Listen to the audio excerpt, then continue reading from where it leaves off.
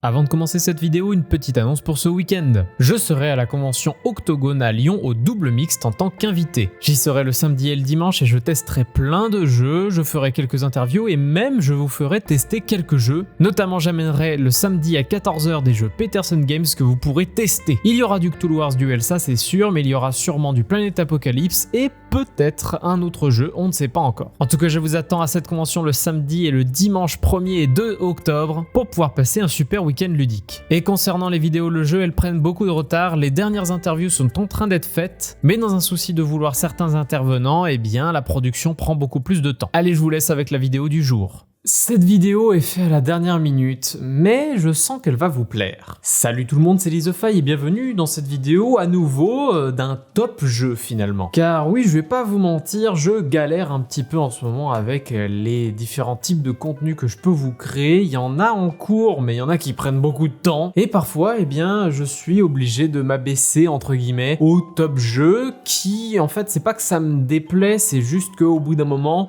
j'ai pas 10 000 jeux sous la main, donc je vais finalement répéter des jeux parfois dont j'ai déjà parlé. Même si globalement aujourd'hui il y a potentiellement des jeux dont je ne vous ai jamais parlé, mais certains aussi que vous connaissez déjà. Mais c'est pas grave, ça peut en faire découvrir à certains, et puis ceux qui les connaissent vont dire « Ah oui, c'est vrai que celui-là il est grave cool ». Et ce top jeu d'aujourd'hui, le thème c'est quoi finalement? Eh bien c'est les petits gros jeux. J'entends par là des jeux petits par leur taille, mais dans lesquels les parties sont soit relativement longues, soit assez complexes pour le cerveau, et c'est ce qui est grisant pour nous gros joueurs entre guillemets, même si parfois des jeux d'ambiance ça fait plaisir. Et donc dans ce top on va aller des jeux les moins connus aux plus connus, même si globalement dans ce top il n'y a pas vraiment de jeux inconnus. Vous allez voir tout ça tout à l'heure. Allez, on commence par le premier jeu. Le premier jeu que je vais vous présenter, c'est un jeu qui a fait beaucoup de bruit, qui est un jeu de pli, et ce jeu-là, c'est The Crew. J'ai cru comprendre qu'il y avait une grosse communauté qui adorait The Crew, mais aussi une grosse communauté qui déteste The Crew.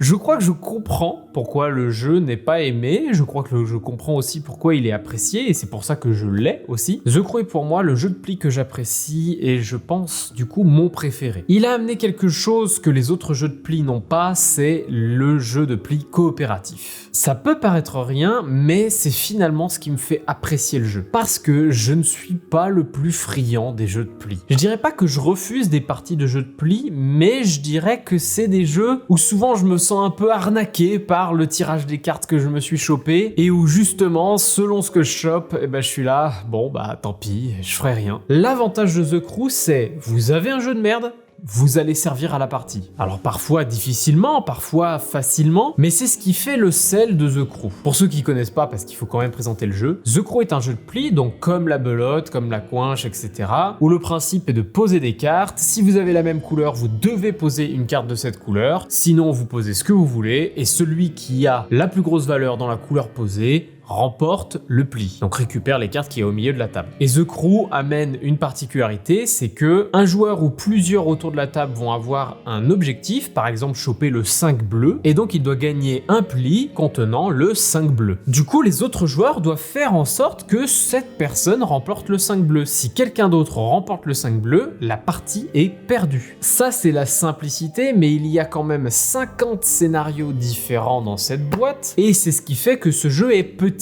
mais gros. Les premiers scénarios sont finalement très simples, avec à peine 1, 2, 3 missions à faire dans un certain ordre, etc. Puis après, vous avez une mission, la première mission un peu bizarre, c'est un joueur ne doit jamais remporter un pli. Un autre genre de mission où on ne doit gagner aucun pli avec un 9. Bref, les missions deviennent de plus en plus compliquées, mais du coup de plus en plus intéressantes. Et c'est ce que j'aime dans The Crew finalement, c'est que c'est un petit jeu, mais qui est assez profond pour qu'on ait envie d'aller encore plus loin, qui est assez profond pour que mon cerveau soit assez content d'avoir assez fait travailler ses méninges pour arriver à l'objectif final. Et surtout, c'est un petit jeu qui est accessible, parce qu'un jeu de pli, globalement, beaucoup de gens connaissent, et puis après vous leur dites juste, il faut juste que cette personne chope quelque chose, là tout de suite ça passe facilement. The Crew est détesté, je pense, pour relativement une seule chose, parce qu'il a été nommé aux catégories élevées du Kennerspiel ou des As d'or. Est-ce que c'est légitime ou pas? C'est pas à moi de le dire, je vous donne juste mon point de vue. Justement, dans cette liste, je vous présente des petits gros jeux. C'est un jeu qui effectivement n'est pas complexe, qui a peut-être pas sa place dans un jeu expert, mais qui apporte le côté tryhard du jeu complexe. Le côté je vais y arriver, je vais vraiment recommencer jusqu'à y arriver. Et il y a quand même beaucoup de réflexions autour de la table à est-ce qu'on va pouvoir y arriver malgré notre main qu'on a actuellement. Et souvent, il y a une façon d'y arriver. Donc mon point de vue, c'est que il a quand même sa place dans le Kenner et dans les As d'or experts, mais je comprends les gens qui disaient « Ah non, nous on veut des très gros jeux dans les jeux experts », je peux comprendre ce point de vue. Après, si vous avez d'autres raisons de ne pas aimer The Crew, dites-le moi en commentaire. On passe maintenant au jeu suivant qui est le plus connu, je pense, de la liste. Ce jeu-là, c'est un jeu dont j'ai déjà parlé, mais à l'époque où je ne faisais pas forcément une chaîne jeux de société, cette chaîne-là, j'avais sorti quelques vidéos comme 5 jeux que j'ai du mal à sortir, 5 jeux qui m'ont amené dans le monde du jeu, 5 jeux plus difficiles qu'ils en ont l'air. Beaucoup d'entre vous ont vu ces vidéos, mais certains d'entre vous non. Et le jeu dont je vais vous parler aujourd'hui vient de ma vidéo 5 jeux qui m'ont fait découvrir les jeux de société. Ce jeu-là, c'est Citadel. Pareil, une petite boîte, d'ailleurs vous voyez que dans cette vidéo, c'est la seule vidéo où je peux porter les boîtes en permanence. Citadel est, je pense, un des jeux les plus intéressants en termes de petits jeux que j'ai. Citadel, pour ceux qui ne connaissent pas, c'est un jeu de gestion de main, de gestion de cartes, de gestion de ressources, dans lequel vous allez incarner de manière alternée avec les autres joueurs, etc. un personnage qui aura une compétence particulière. Vous allez faire le tour avec ce personnage, puis au tour suivant, vous allez changer de personnage. Cette phase de choix de personnage va être faite avec un draft. Vous allez avoir 8 personnages devant vous, vous en choisissez un, vous passez à votre joueur de gauche, vous en choisissez un, vous le passez à un joueur de gauche, etc., etc. Du coup, le dernier joueur va avoir plus de mal à choper tel ou tel personnage, et c'est ce qui fera tout le sel du jeu. Ça fera tout le sel du jeu parce que, justement, il y a finalement une grosse stratégie à savoir, est-ce que je prends ce perso, mais en même temps, si je prends ce perso, quelqu'un va prendre cet autre perso pour me tuer, et c'est sûr parce qu'il saura quel personnage j'aurais pris. Il y a un côté bluff, il y a un côté draft, il y a un côté rôle caché, il y a un côté gestion, bref, il y a plein de choses dans Citadel. Si vraiment vous faites partie des gens qui n'ont jamais testé Citadel, vraiment allez-y. C'est un incontournable. Après, je vais vous avouer quand même une chose, c'est que je dis c'est un incontournable, jouez-y. Je vais lister brut les incontournables auxquels je n'ai pas joué là maintenant, et ça sera du coup l'objet d'une future vidéo. Catan,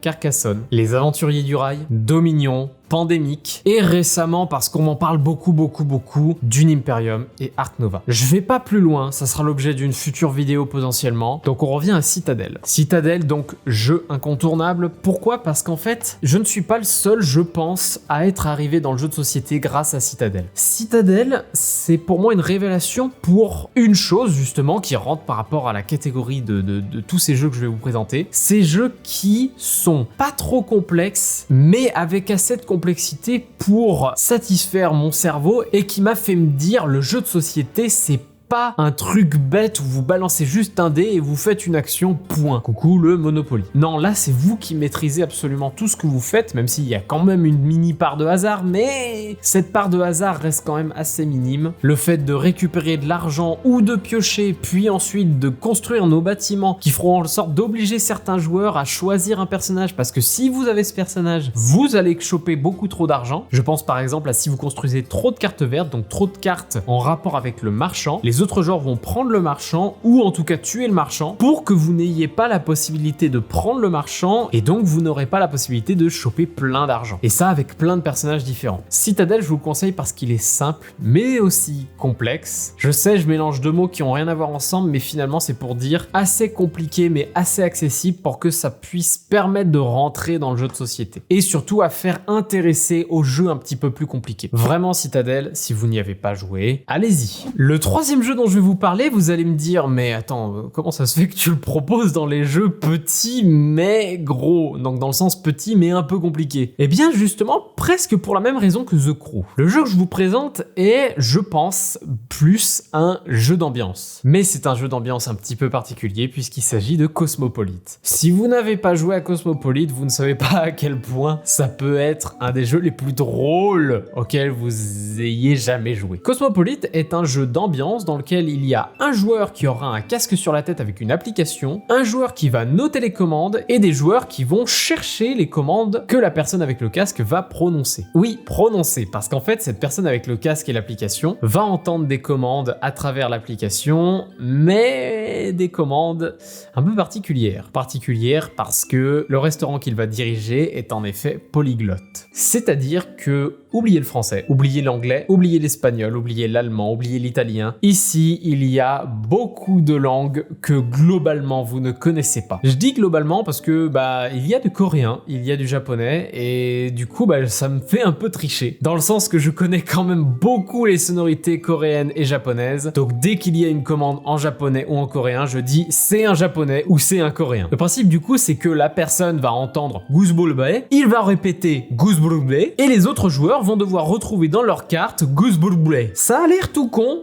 mais ça marche. Ce qui est le plus drôle finalement, c'est de reconnaître les différentes personnes qui arrivent à retranscrire correctement ce qu'ils entendent, à voir aussi si la personne qui note les commandes arrive à retranscrire à l'écrit ce qu'ils entendent. Et c'est très drôle de voir à chaque fois les personnes dire mais attends, mais Goosebulbae ça ressemble pas à Goosebulbae. C'est finalement ce qui arrive à chaque fois. C'est ce côté où vous entendez un truc et en fait ce qui est écrit c'est pas tout à fait ce qui a été entendu. Mais c'est ça pourtant. Pourquoi je le mets dans les petits gros jeu? Déjà parce que la boîte est petite, mais aussi parce que qui a fini le niveau 18? Je vous le dis tout de suite, nous, on l'a toujours pas fait. Je suis sûr qu'il y en a, mais en fait, ce jeu apporte une dimension plus trop ambiance à partir d'un certain niveau. Le jeu devient tellement compliqué après le niveau, je dirais 8, qu'il faut vraiment tryhard et connaître les cartes par cœur et vraiment avoir cette habitude du jeu pour pouvoir atteindre les derniers niveaux. On a atteint pour le moment le niveau 12, donc on a fait le niveau 11, et faire le niveau 11 était déjà pas une mince affaire du tout. Il y a des langues qui se débloquent, des aliments qui se débloquent, et pour vous dire à quel point il y a des langues qui se débloquent, c'est que il y a carrément une langue qui est parlée par 7 personnes dans le monde. C'est un jeu que je vous conseille parce que c'est un jeu que vous prendrez en main en 2 secondes, mais où vous allez avoir beaucoup d'heures de jeu devant vous si vous voulez faire tous les niveaux, parce que c'est vraiment pas facile du tout. C'est un jeu aussi que je vous recommande parce qu'il est français et particulièrement lyonnais, qui est un projet à la base étudiant, et finalement ce jeu existe en boutique. Vraiment allez-y, jeu pas cher, jeu accessible, mais jeu tryhard au bout d'un moment, allez-y. Le jeu suivant que je vais vous conseiller, c'est un des jeux sûrement les plus accessibles je pense, et peut-être un des moins compliqués que je vais vous présenter, et un jeu finalement assez connu, ce jeu-là, c'est Cartographeur. J'adore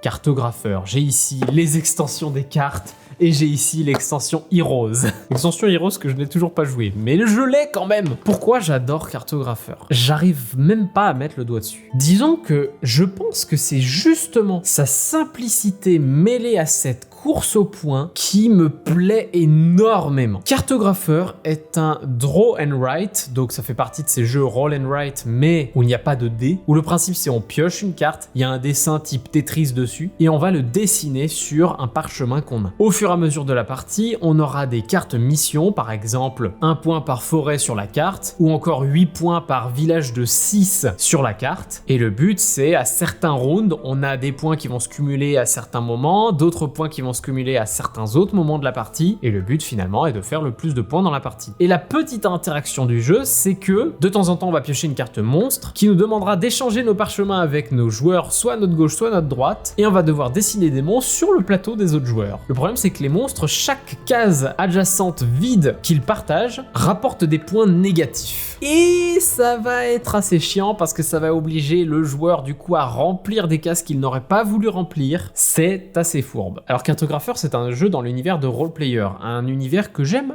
plutôt pas mal, même si c'est des jeux qui en général sont plus profonds qu'ils n'y paraissent. Cartographeur, c'est un petit peu ça, dans le sens que c'est à la fois très accessible, on a compris les règles extrêmement rapidement, mais pour faire le maximum de points et comprendre comment contrer les autres joueurs avec les cartes monstres, il faut un petit peu de temps d'adaptation, même si on comprend que globalement, il faut mettre les monstres à des endroits vides. Cartographeur est un jeu où vous avez énormément de parties devant vous, et encore plus du coup si vous prenez les extensions. Par exemple, vous avez cette première extension qui est plus lourde du coup parce qu'il y a beaucoup de papier, où vous avez 3 cartes différentes à l'intérieur qui du coup changent complètement la donne. Vous avez une carte où il y a différentes îles et pour passer d'une île à une autre il faut payer de l'argent, etc. Vous avez une carte où il y a un volcan qui va apparaître et casser des cases sur lesquelles vous avez déjà écrit des choses, et il y a une carte avec un souterrain où le but est de faire un chemin toujours continu et qui du coup va beaucoup vous restreindre dans la quête de vos points. Et la dernière extension, mais qui est aussi un standalone, c'est Cartographer Heroes, qui rajoute des cartes supplémentaires pendant la partie qui vont rajouter des compétences, des actions supplémentaires, etc. Je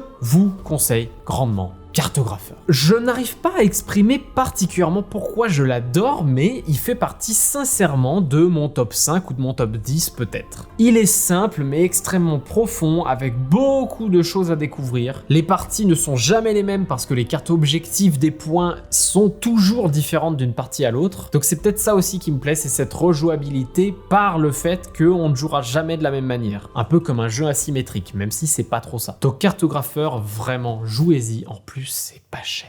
Le dernier jeu dont je vais vous parler, c'est à la fois mon plus petit jeu et mon plus gros jeu dans ces petits jeux. Il fait partie d'une gamme de jeux assez connue. Il s'agit des minigames de Iello. La plupart des minigames de Iello sont relativement petits. On a des jeux comme Welcome to the Dungeon qui est un petit jeu de stop ou encore, des jeux comme Time Bomb qui sont des petits jeux de bluff, voilà, très faciles, très rapides. Et il y a des jeux comme celui-là qui sont petits comme ça et qui ne paraissent pas si gros. Ce jeu-là, c'est En route vers les Indes. En route vers les Indes fait partie de ces petits jeux Iello qui n'ont pas, peut-être pas autant eu d'aura que d'autres comme Welcome to the Dungeon ou Time Bomb, mais waouh, ce jeu m'a presque fait mal à la tête.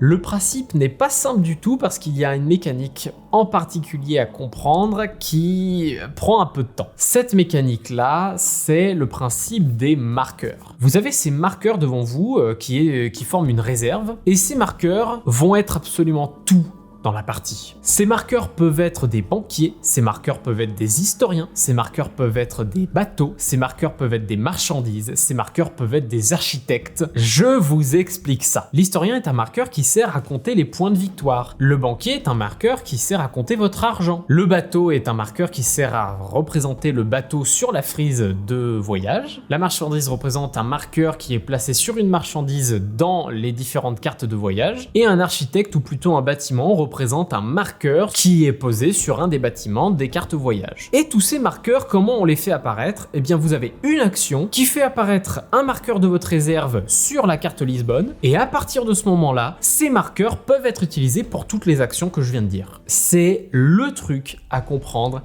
et qui fait que ce jeu est d'un génie finalement, de sobriété et à la fois de complexité. Vous aurez plus tard des marqueurs sur les marchandises de tout le plateau, et du coup vendre ces marchandises vont vous faire apparaître plein de marqueurs du coup sur Lisbonne. Et du coup il y a un schéma mental à comprendre que plus vous vendez, plus vous avez de marqueurs, et du coup après vous les ramènerez, etc. Mais aussi il faut bien comprendre que plus vous allez dépenser, plus vous aurez de marqueurs aussi, puisqu'en dépensant, vous allez enlever les marqueurs que vous avez sur les banquiers pour les mettre sur Lisbonne. Mais si vous n'avez pas de marqueurs disponibles pour pouvoir les mettre sur les points de victoire ou sur l'argent, eh bien vous ne pourrez pas le faire. C'est un jeu, voilà, qui demande une petite gymnastique mentale au début pour comprendre ce principe des marqueurs. C'est un jeu qui se joue uniquement de 3 à 4. Là, pour le coup, c'est peut-être le petit défaut du jeu, c'est qu'il n'y a pas assez de configuration possible. C'est écrit 60 minutes, la première partie va être beaucoup plus longue que ça, et c'est un jeu qui vraiment est un des plus complexes, je pense, dans ma ludothèque, alors que clairement j'ai des plus gros jeux comme Anachronique, vous voyez ici. En route vers les Indes, c'est un jeu à pas mettre entre toutes les mains, et c'est le minigame Iello qui surprend beaucoup par justement sa grosse complexité, mais qui en fait du coup un jeu extrêmement intéressant. Je vous conseille vivement de tester En route vers les Indes si vous avez la possibilité de l'acheter, parce que il est pas cher en plus, il est vraiment pas cher. Iello pour le coup, cette gamme de mini-jeux, c'est une super idée parce que ça permet justement en plus d'avoir une petite bibliothèque de jeux extrêmement petite comme ça. Et globalement, comme beaucoup de jeux petits, il a été fait par un japonais qui s'appelle Hisashi Hayashi. Bravo les japonais, vous faites beaucoup de petits jeux vraiment très efficaces et je le conseille ici grandement et très fort. Jouez à En route vers les Indes. C'est un jeu qui va vous prendre la tête, mais dans le bon sens du terme, parce que vous n'aurez jamais testé un jeu aussi malin dans le minimalisme. Merci tout le monde d'avoir regardé cette vidéo, j'espère qu'elle vous a plu, j'espère que cette petite liste de petits gros jeux vous a plu. N'hésitez pas à me mettre en commentaire votre petit gros jeu, et surtout abonnez-vous. Si le bouton est rouge en bas, cliquez dessus pour qu'il devienne gris. Ça permet vraiment de soutenir cette chaîne, de vraiment soutenir mon contenu et que j'ai envie encore et encore de vous sortir du contenu et potentiellement, pourquoi pas un jour, vous faire des contenus bien plus gros, bien plus gourmands en temps, en énergie, etc. Le petit pouce en l'air aussi pour le référencement, ça fait toujours plaisir. Et moi, je vous dis à la prochaine pour une prochaine vidéo. Et puis moi, je vous dis salut!